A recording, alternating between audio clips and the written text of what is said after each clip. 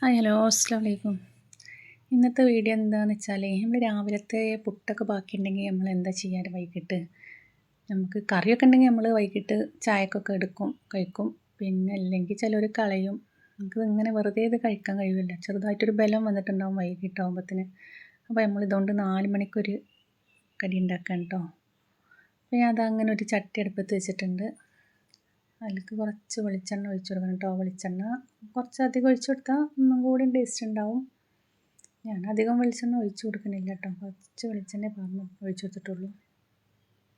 പിന്നെ നമുക്ക് അതിലേക്ക് കുറച്ച് ചെറിയ ഉള്ളി അരിഞ്ഞതാണ് ഇട്ട് കൊടുക്കേണ്ടത്.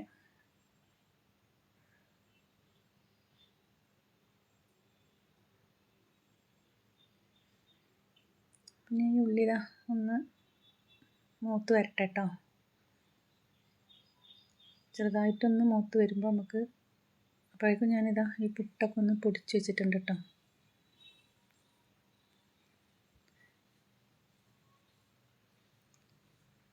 നമ്മളെ ഉള്ളി നല്ല മൂപ്പായി. അപ്പോൾ നമുക്ക് ഇനി ഈ പുട്ട് അതിലേക്ക് ഇട്ട് കൊടുക്കാൻ പോവുകയാണ്. പൊടിച്ച് വെച്ച പുട്ട് ഇനി നല്ലോണം ഇതൊന്നും ഇങ്ങനെ ഇളക്കി കൊടുക്കണം കേട്ടോ. കൈ എടുക്കാതെ ഇളക്കി കൊടുക്കണം. കരിയാൻ പാടില്ല.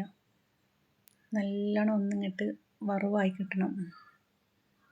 നല്ല ടേസ്റ്റാണ് കേട്ടോ ഇത്.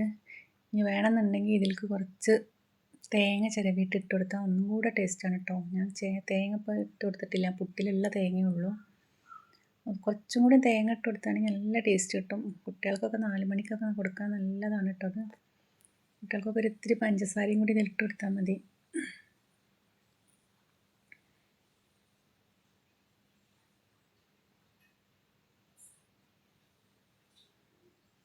അപ്പോൾ നമ്മൾ പുട്ടൊക്കെ വറവായിട്ടോ.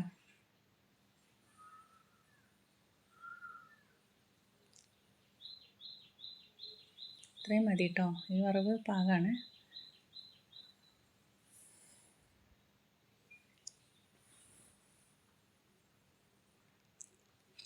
എല്ലാവരും ഒന്ന് ഉണ്ടാക്കി നോക്കണേ. പുട്ടൊക്കെ രാവിലത്തെ എന്തായാലും 1-2 കഷ്ണമൊക്കെ പുട്ട് ബാക്കി വരുമല്ലോ നമ്മൾ രാവിലെ ഉണ്ടാക്കിയാൽ. അപ്പോൾ ഇങ്ങനെ ഒന്ന് ഉണ്ടാക്കി നോക്കണേ 4 മണിക്ക്.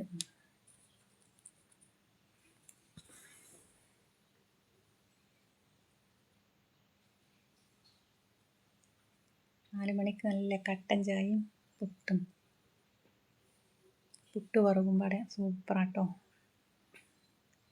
അപ്പോൾ ഇന്നത്തെ വീഡിയോ ഇതാണ്. ഇഷ്ടപ്പെട്ട എല്ലാവരും ലൈക്ക് അടിച്ച് സപ്പോർട്ട് ചെയ്യുക.